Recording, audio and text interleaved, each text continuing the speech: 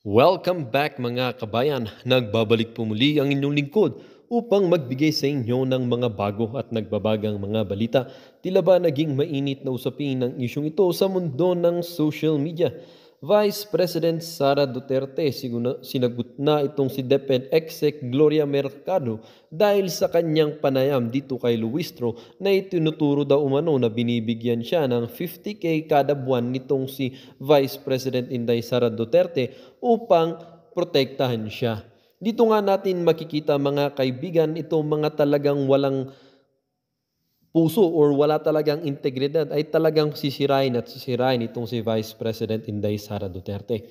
Dito nga natin makikita mga kaibigan na porkit naalis itong si Gloria Mercado na ito sa posisyon ng kanyang dito sa posisyon niya, dito sa DepEd or sa Departamento ng Edukasyon, ay tila ba sinisiraan niya na itong si Vice President Inday Sara Duterte. Dito nga natin makikita mga kaibigan na kapag ikaw ay inalis bilang isang government official dahil sa iyong mga katiwalian at mga katarantaduhan at mga kabalbalan na pinaggagawa, ay talagang sisiraan at sisiraan mo yung taong nagmalasakit sa iyo.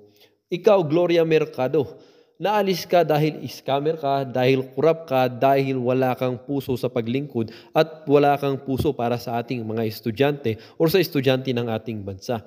Ang iniisip mo lang ay kung ano ang makukuha mo at kung hindi, ano yung mabibigay mo. Kaya mga kaibigan, dapat lamang na itong si Gloria Mercado na to ay naalis sa posisyon doon sa DepEd upang mabawasan naman ang mga kurap doon. Nakakalungkot lang isipin mga kaibigan na wala na si Vice President Inday Sara Duterte sa Departamento ng Edukasyon, kaya halos lahat ng taong bayan ay nangangamba dahil paano na kaya o ano na kaya mangyayari sa ating edukasyon. Ito pa naman ang ating pinakahalagan bilang isang Pilipino. Well, para nga sa kabuang impormasyon ay panoorin na lamang ang buong video. At kung bago ka pa lamang sa ating channel ay huwag kakalimutang mag-subscribe, pindutin ang notification bell at piliin ang all upang laging maging updated sa mga balitang bago at totoo. At sa ating mga solid viewers naman dyan, maraming salamat naman po sa patuloy na pagtangkilik sa ating channel. Tuloy-tuloy lang po ang laban para sa katotohanan at para na rin sa kinabukasan ng ating pinakamamahal na bansang Pilipinas. Huwag din pong kakalimutang mag-iwan ng like at i-share ang ating mga videos. At kung meron ka naman pong hinaing, ang ating comment section ay bukas para sa inyong mga opinyon. Muli po, maraming salamat and God bless, and may God also continue to bless and protect our country from these devilish acts of our government officials. Ako siya mag-akusa siya ng ganyan, dapat may papel siya. Tulad ng ako, pag inaakusahan ako, pag sumasagot ako, binibigay ko yung papel. Gloria Mercado is a disgruntled former employee of the Department of Education. She was let go because of loss of trust and confidence sa Office of the Secretary. Una niyang ginawa, well, hindi ko alam kung anong nauna, pero naka-strike 2 siya sa akin. Ang una niyang ginawa, nag-solicit siya ng 16 million pesos sa isang kumpanya on paper using my name without any authorization from the Department of Education. Bibigay ni JC sa inyo mamaya yung papel. Kalagay doon.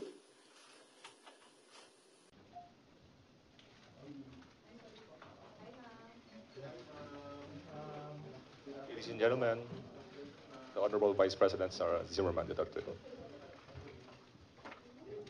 Ay, pwede ko mag-request. Pwede thematic yung questions para hindi nagugulo yung sagot. So kung doon tayo sa, example, nandun tayo sa House of Representatives na committee hearing, lahat ng tanong ubusin mo na. Yes po. And then, sige, thank you, Jay. Yes, oo, para mahirap kasi magpabalik-balik ng So we can begin. pag-iisip. Can we start? Okay. Ay, actually, wala. Oo. Sa inyo lang, question and answer lang tayo. First question, Marisol Abdurrahman, GMA News. Mike, please, Mike. Ngayon po yung last day of deliberation sa budget, although they're still hoping na magpapakita po kayo, if first come to worst na talagang mapako na po sa 733 million lang po ang ma-approve, what can the OVP do with that budget, ma'am? We will see. Sinabi ko naman na noon, no, yung rason kung bakit hindi na kami mag-participate sa budget deliberations ng Office of the Vice President dyan sa House of Representatives. Dahil nga sinabi ko na dalawang tao lang naman yung nagde-decide dyan, Congressman Zaldico and Congressman Martin Romualdez. At sinabi ko din yung proof ko kung bakit sila lang dalawa. And may paper trail yung sinabi ko against them. Sa 700 million, we will see kung ano yung maiwan, and then we will work around that budget of the Office of the Vice President. Pero definitely, tutuloy pa rin yung trabaho, anuman ang budget ng Office of the Vice President. But then again, ma'am, hindi pa naman po yung final kasi di ba meron pang sa Senate. So, hahabulin nyo ba, ma'am, sa Senate? Kayo ba ay magpapakita na doon during the deliberation? Yes, meron. Nag-aantay kami ng schedule galing sa Senate for the plenary budget hearing ng Office of the Vice President. So, a-attend kami dun. Pero wala na kaming expectation na mahabol pa yan. Kasi nga, sinabi ko doon sa interview ko, pagdating sa bicameral, kung nasaan nandun na yung dalawa, the Senate and the House of Representatives, wala ding nasusunod doon except si Zaldico at si Martin Romualdez. At ang example ko niyan ay yung attached na list, no, sa classrooms ng Department of Education, na kahit pa man tinanong ng mga senador, nandun pa rin siya sa final draft, and nandun pa rin siya sa General Appropriations Act. At ang isa pa doon, na example ko sa inyo, na sila hindi naman ang nasusunod doon, yung kaguluhan nila at sagutan nila sa AKAP. Wala yung AKAP, di ba? Nakita na lang nila yung AKAP sa bike camp. At sinasabi ni Zaldico, hindi, pumirma ang mga senador eh. So, yun yung example ko na, yun yung proof ko na dalawang tao lang nasusunod dyan. Si Zaldico at si Martin Romualdez. But despite that, ma'am, sure na yung inyong attendance po sa Senate deliberation. Yes. Kahit alam mong if first come to worst, talagang yun lang makukuha ang budget ng OVP. Opo, oo. Sigurado yung attendance namin. In fact, kahapon, na-discuss namin dyan sa Chief Staff na opisina kung ano yung date para ma-block namin yung date ng plenary ng Senate. But apparently, wala pa daw mga schedule, so nag-aantay kami. Alright. Ma'am, last po, yung show cause order po na pinalabas po ng Committee ng Good Government sa ilang mga OVP officials po. Opo, nabanggit kanina noong nagmo-monitor ng hearing na meron ng show cause order yung ibang mga personnel ng Office of the Vice President. Sabit lang namin sa aming legal dito sa OVP, meron naman kaming legal division, and then we will ask our lead lawyer to come up with a legal opinion. Next, there's a follow-up question from Bea regarding the OVP budget. Hi ma'am, good afternoon po. Bea Beniza from Bombo Radio po. May I ask po ma'am, given the budget nga po na 700 million, napatak po tayo sa mga ganong digits, sa paglilibot nyo din po kasi sa mga lalawigan, ano po yung mga urgent matters or urgent concerns na napapansin nyo na kailangan talaga ng mga sambayan ng Pilipino, and paano nyo po ito mafulfill given that budget po? Ang Office of the Vice President naman kasi, it's complementary yung mga projects namin sa iba't ibang departments ng gobyerno. Meron kaming tally dito sa Office of the Vice President kung gaano kadami yung mga nag-a-access ng projects at ano yung mga projects na ina-access nila. Ang number one talaga dyan is medical and burial. Makikita niyo yan sa lahat ng mga bill sa hospital, laging kulang yung pambayad ng mga relatives ng pasyente. Yan ang number one. And then number two is financial assistance, yung mga hingi nila na augmentation sa kanilang pang-araw-araw. Minsan panggastos, minsan pangbayad sa kuryente, minsan pangbayad sa upa ng bahay, minsan naman humihingi sila kasi nagkukulang na yung pangbayad para sa paaralan, eskwelahan ng mga bata. So iba-iba yung rason nila, pero the same yung request nila, financial assistance. And ang sunod niyan is yung request, hindi lang ng mga taong bayan, but ng mga local government units or even mga barangay officials. Kapag merong disaster, humihingi sila ng tulong para sa pagkain, food and non-food supplies ng mga biktima ng calamity. So yun yung top 3 na lagi naming ma-encounter na hinihingi sa Office of the Vice President. In fact, hindi lang yan sa OVP kasi nung mayor ako, halos the same yung requests ng mga tao. So for the final question ko po, ma'am, punta naman po tayo sa Office of the Vice President po na personals po. So dun po sa budget na po na yun, paano po kaya, hindi po ba mabibitin yung mga personals nyo po pagdating po sa kanilang mga sahod or mga income po nila? Hindi naman po ba sila mabibitin given that budget po? Or may mga benefits pa po ba rin silang matatanggap with that budget? Yun po, ma'am. Yes, oo. Kasi ang unang-unang ginagawa ng budget is pinupondohan niya yung obligations ng gobyerno. Kapag permanent employee ka, obligation ng gobyerno lahat ng bayad sa iyo, hindi lang yung sahod at iba, kasali na yung iba pang benefits. So yan, hindi yan siya pwede tanggalin ng paggawa ng GAA, ng General Appropriations Act. So on that point, kung mawawalan ba sila ng sweldo at benepisyo, hindi. Kasi obligation yan ng government sa employees ng government. It's not the same for those na contracts or hindi sila employees ng government. Hindi guaranteed yung budget para sa kanila. Thank you very much po, ma'am. Okay. Next question. Bongs Magsumbon, Rappler.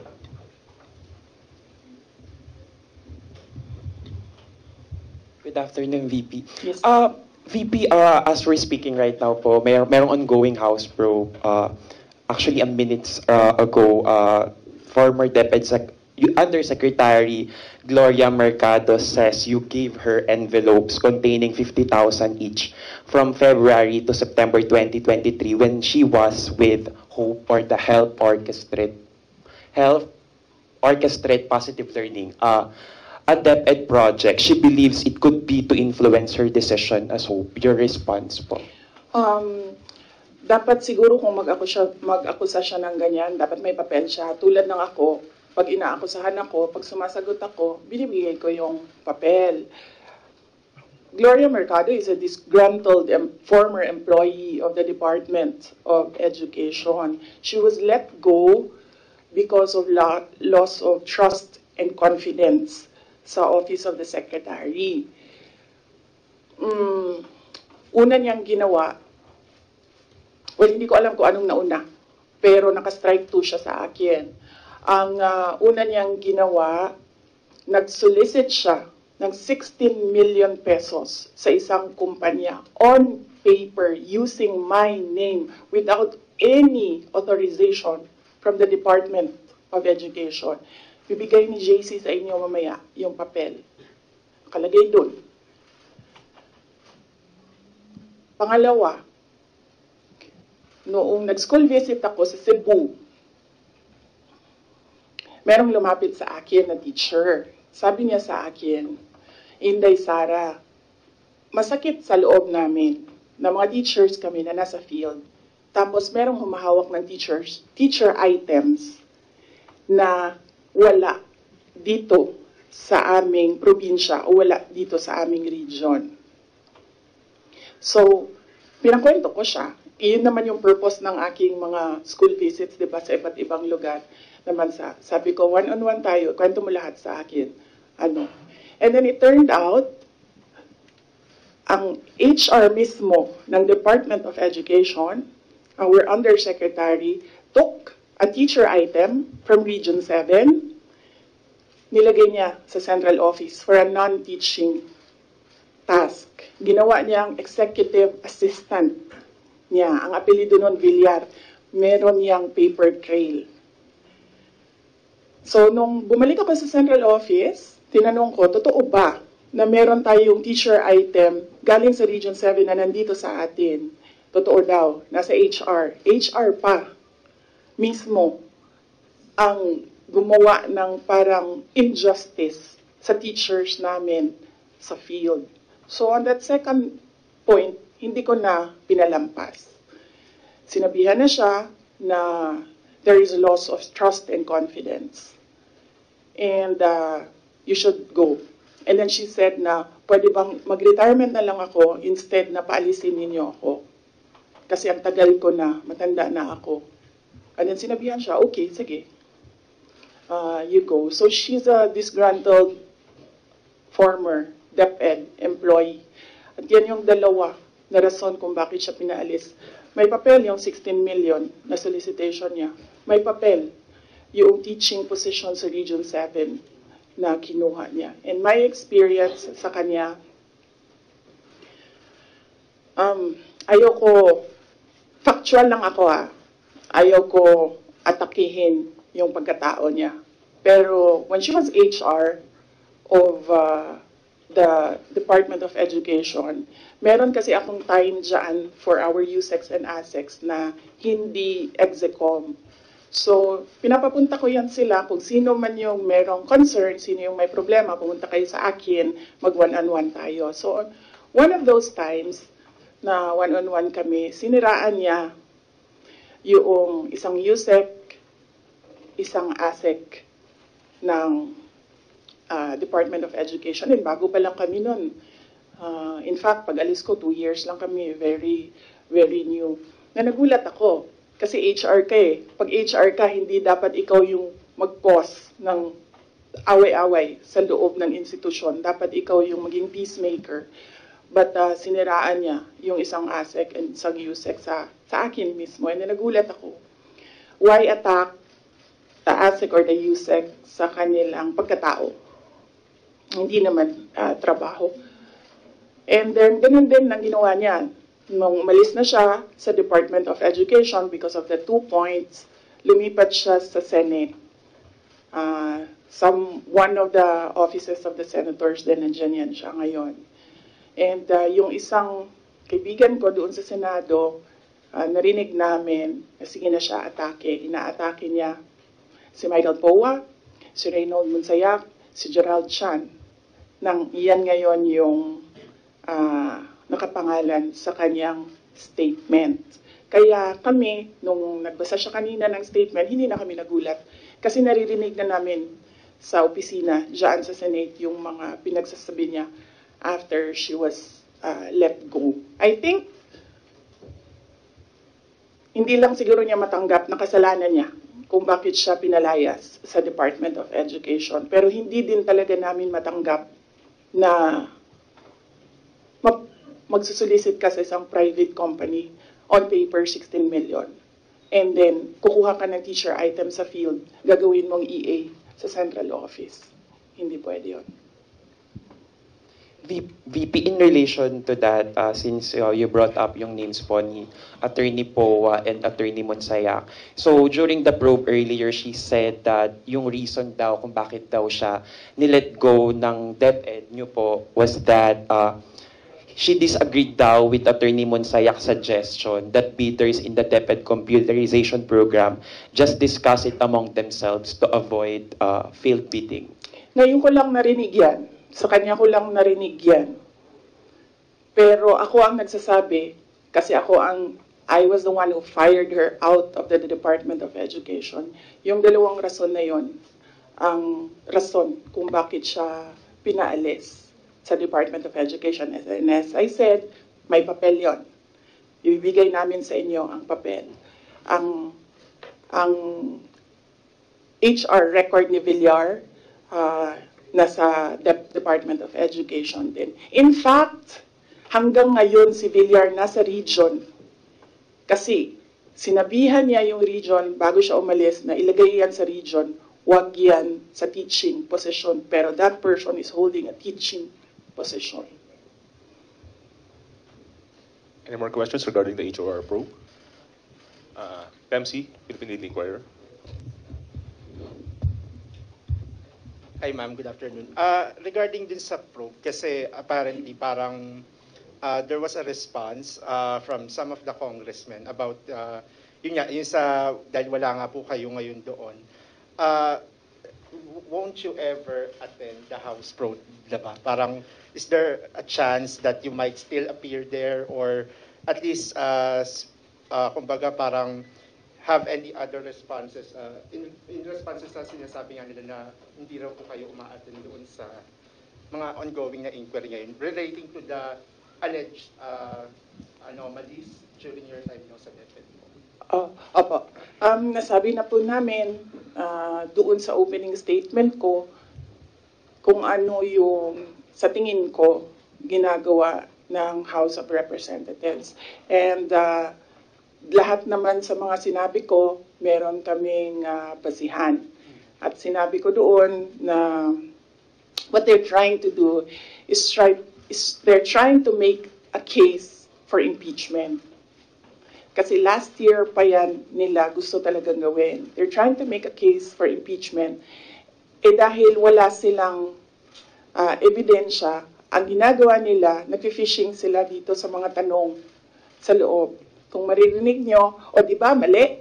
Di ba mali? Ginagano nila yung sumasagot na COA resource person. And of course, ano lang ba ang rank and file? Siyempre, congressman yung kaharap mo. Di sasabihin mo, oo po, may mali. When in fact, ilang beses na kami sumagot, we are fully cooperating with the audit process and we are answering and filing our comments in all the cases before the Supreme Court. In fact, kung mag-file pa sila ng kaso pa, sasagutin namin yan sa korte. Pero hindi doon. Kasi kung gusto nila mag-impeach, huwag nila kunin sa akin sa mga bias na tanong nila sa akin ang gagawin nilang impeachment. Kanina, sa tanong mo kung a-attempt pa ba ako, we take it one hearing at a time. So, when we receive an invitation, we study, una-una, pinapadala siya sa legal, pinag-aaralan namin, dinidiscuss namin dito sa opisina with the personnel. And then, tinatanong namin yung mga personnel. Like in the case of this invitation, nakapangalan na sila doon and hindi na pwede ang authorized representatives. So we sit down with them and we ask them, ano ba ang gusto mong gawin? So depende sa sagot, yun ang sinusuportahan namin. Ako as head of agency, sinusuportahan ko kung ano yung gusto. Right now, walang gustong pumunta doon sa kanila. Kasi ang concern ng lahat is yung pamilya nila. Sa kanila daw sarili, walang problema because they are government employees. So, makakasagot sila. Ang hindi daw nila makontrol is yung paninira sa pamilya nila. At yun ang concern ng lahat ng employees ng dito ng Office of the Vice President. And sabi din ng legal namin, there are valid legal points or legal questions sa nangyayari na hearing, which is the contempt of the letter to Congressman Joel Chua kaninang umaga. Unang-una doon, yung privileged speech mismo ni Congressman Valeriano nagsabi ng unverified claims. So paano ka maggagawa ng hearing based on unverified claims? Hanapin mo muna yung mali. Tapos ka mag-hearing. Hindi yung doon mo hahanapin yung mali sa hearing. Pangalawa, ito yung punto ko nung last akong pumunta sa kanila. Nakalagay sa batas, nakalagay sa constitution natin. Inquiry in aid of legislation. Hindi siya gumamit ng investigation. Sabi niya doon, persons, the right of persons shall be respected. Hindi siya nagsabi ng witnesses. Pero pagdating mo sa rules sa loob ng House of Representatives, rules nila in aid of legislation, ginagamit na nila interchangeably. Inquiry and investigation, persons and witnesses. Mag-decide muna sila, ano ba sila doon, korte o hindi? Hindi naman sila korte. Paano ko nasabi na gumagalaw sila na parang korte? Nilagay nila doon. The rules of court are suppletory to these rules. So, ibig sabihin, gumagamit na sila ng rules of court. Ang ginagawa nila doon na is an investigation that is akin to the judicial process na ginagawa ng NBI, na ginagawa ng DOJ, na ginagawa ng mga piskal. At ang isa pang punto namin doon sa sulat ay, ano yung pangatlo? Kalimutan ko na. Pahingi tubig, sir.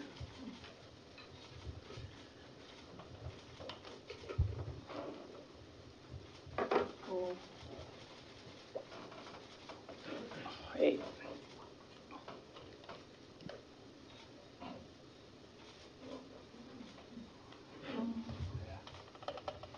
Napagod ako sa kakasulat nito kagabi. Ano oras ito? Pinadala ko.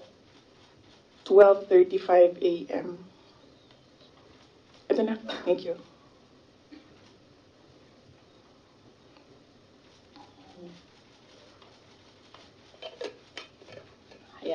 Ito yung isang punto ko dyan. Nakalagay doon sa Constitution. The rights of persons appearing therein or affected thereby shall be respected. Nakalagay doon. So, ibig sabihin, dahil in aid of legislation lang ito, at hindi naman ito prosecution or investigation, ibig sabihin, pwede humindi ang tao. Diba? Kasi, ayoko sumali sa pag-craft ng legislation nyo, bakit nyo ako pipilitin? Di maghanap kayo ng ibang resource person. Ang dami namang previous vice presidents dyan. Napakalapit ni former President Gloria Arroyo sa kanila. Yun ang tawagin nila, gawin nilang resource person kung meron talaga silang batas na ginagawa about sa Office of the Vice President. And then ang huli noon is sub judice. Ang daming questions nila na kaparte ng 3 cases na final sa Supreme Court na dapat hindi pinag-uusapan sa labas ng korte. At yung huli, sinabi namin paulit-ulit, nandun kami sa loob ng Commission on Audit. Nag-participate kami sa audit process. Kahit na yung audit na yan, dumating lang yan pagkatapos nila na mag-usap ng Makabayan Block at ni Speaker Romualdez na atakihin ang confidential funds. Sumasagot pa rin kami kahit alam namin kung ano ang motibo sa audit. So, yes. Anong tanong mo, sir? Kalimutan ko. Yun lang po. Ay, sir. Next. Out of security concern na rin ng ibang OVP officials and employees kung bakit na rin hindi, you prefer not to go to the inquiry sa house? Security, physical security nila, personal wala naman kaming problema sa security. Wala akong narinig na gano'n, na comment galing sa kanila. Lahat nagko-comment na maawa sila sa mga anak nila. Okay, so out of family. Next question, Red Mendoza, Manila Times. Good afternoon po, ma'am. Red Mendoza po from the Manila Times. Ma'am, si Congressman Jill Bongalon of the Ako Bicol Party List said na kung hindi naman daw po kayo interested sa trabahong ito, mag-resign na lang daw po kayo. Sabi din po ni Kong David Suarez, Deputy Speaker David Suarez, na most of the congressmen felt na the Vice President, kayo daw po, with all due respect, ma'am, sabi po, mag-resign na lang daw po kayo kasi parang hindi kayo interested sa trabaho, ma'am. Ano po ang inyong masasabi dito sa sinabi ng quote-unquote young guns of the Congress? Actually, kung mapapansin nyo, hindi ako nakikipag-usap sa kanila. Nakikipag-usap lang ako kay Zaldico at kay Martin Romualdez. Pero pagbibigyan kita, Ren? Yes po. Yes, pagbibigyan kita.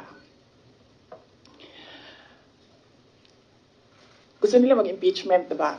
So apparently, pakiramdam ko at sa tingin ko sa mga nangyayari, wala silang kaso for impeachment. Kaya sila nandyan. Kaya sila sige hanap ng kung ano ang gagamitin nila. Ngayon, ang track ni Franz Castro, ni Trillanes, is impeachment. Gumawa sila ng isa pang track na resignation. Parang papalabas nila, impeach ka namin for wrongdoing, whatever. And then, itong isang grupo na ito, umalis ka dyan. Kasi kapag hindi ka umalis, kapit tuko ka. Pero, hindi naman kasi ako sasagot sa Young Guns. Dahil, kailangan ko sumagot sa 32 million na bumoto sa akin. Hindi sa isa or dalawa na tao. Kaya, hindi ako aalis dito dahil nilagay ako ng mga tao dito believing that I will work for the country. And that is what we did. We worked. Follow-up lang po, ma'am. Kasi pakiramdam daw po nila, ma'am, meron daw po mga section ng 32 million ang nawalan na po ng tiwala sa inyo. And specifically po, from the Marcos loyalists who voted you po with the tandem of your ex-friend, President Bongbong Marcos. Ano pong inyong pakiramdam po, ma'am, na parang yung iba po sinasabi ay quote-unquote nabudol dahil sa inyong tandem, ma'am? Hindi ko nasasagutin yan. That needs a sit down. Next. Next question, Ms. Giselle. Okay. GMA News Online. Good afternoon, ma'am. Regarding your Calagos trip po, ma'am, can you give any clarification regarding this? Kasi may mga nagsasabi daw po na during or before no House plenary deliberations, nag-beach trip daw po kayo. Doon ako sa Calaguas, isasagot ko nga sana yun doon sa isang question, no? I visited island barangays, and kung tatanungin niyo ako, ano yung problema? Unang-una, ganun pa rin, access to medical care. Dahil island barangays sila, usually po nagkakasakit daw yung mga tao doon. Hindi na nagpapagamot. Doon na lang din sila namamatay. Then pangalawa, internet access. Kuryente, wala silang kuryente doon. Generator ang gamit nila. Pag walang capacity para gumasto sa gasolina, wala talagang kuryente doon sa gabi. At pangatlo, yung malinis na potable water. Kasi kumukuha lang sila dun sa tiningnan namin. Kumukuha lang sila dun sa parang tubod gani. Spring. Spring. So, yes. I think, nabasa ko naman yung report ng Philippine National Police. Accurate naman, tama yun lahat. Ang report nila. 6:32, was it, na umalis ako doon sa Calaguas. Nung Monday po, ma'am. Ng Monday, yes. 6:32 ng Monday, umalis ako doon. Ang budget hearing started 10 a.m. So tama din ako. Walang budget hearing na nangyayari at 6:32 a.m. Walang congressman magigising ng 6:32 a.m. para magtrabaho. Ang gumagawa lang ng ganyan ang mga executives na hindi natutulog para magtrabaho. So by the time na nag-hearing sila sa budget, 10 a.m., nandun na kami sa Vinson's poblasyon. Umiikot na kami doon sa iba't iba nilang landmarks sa Vinson's. I'm happy na dahil sa aking pagbisita doon ay na-highlight ang Calaguas Islands. They need more visitors there kasi karamihan sa kanila they depend on tourism na nangyayari lang kapag summer kasi medyo malayo yung boat ride tsaka choppy yung balot nga rin. Maalon. Yes. Next question, Mr. Jason Rubico, SMNI. topic. Yeah. Baka may question pa sila tungkol sa issue. Any other follow-up questions? Sa Bicol, tapusin muna natin yung Bicol. Can you tell us more about your meeting with former Vice President Lenny po? I do not have permission from Vice President Lenny to talk about what we talked about. Pero ito lang yung gusto ko sabihin din sa mga tao. Hindi ba dahil kasi hindi alam ng mga tao or walang picture na lumalabas ay hindi ko ginagawa. Isa sa mga tasks na nilista para sa akin dito sa Office of the Vice President is to visit former Vice Presidents doon sa mga residences nila. Ang una kong nabisita, syempre, hindi alam ng mga tao kasi wala namang lumabas na picture, but mag-excuse lang ako sa family. Binisita ko si former Jofisto Ginggona, former Vice President Jofisto Ginggona sa bahay nila. So I was welcomed there by the family. Nakausap din kami ni Sir. And then, next was former Vice President Erap Estrada. Binisita ko din sa bahay niya. Anong purpose ng pagbibisita ko? Nagpapakilala ako sa kanila. Nagsasabi ako na ako yung Vice President. At sinasabihan namin sila as former Vice Presidents, we owe it to them na kung may kailangan sila, susuportahan namin sila, yung opisina ng OVP. And we invite them to lend us memorabilia para sa Office of the Vice President Museum. So binisita ko si former President Erap Estrada sa bahay niya. Binisita ko si former Vice President Gloria Macapagal Arroyo sa bahay niya. And then ngayon, I had the opportunity to visit Vice President Robredo sa bahay niya. So dalawa na lang, and I still have 4 years to go. Dalawa na lang ang hindi ko pa nabibisita sa bahay nila. Si former VP Binay and former VP De Castro. Follow-up? Yes, yes. Jason. Ma'am, yung comment niyo po doon sa sinabi po ni spokesperson ni Vice President Lenny na si Sir Barry, na feel nila nagamit po sila, nagamit po ninyo sila. Hindi ko na sasagutin si Barry. Kung meron akong sasagutin, dito lang ako sa taas. Si Vice President Lenny, or si President Marcos, or si Zaldico, or si Martin Romualdez. Yan. For clarification, ma'am, yung meeting with Vice President Lenny, was it planned po or hindi planado yung pagpunta po natin doon? Hindi ko na sasagutin yung details kasi I understand hindi din nagsasabi ng detalye.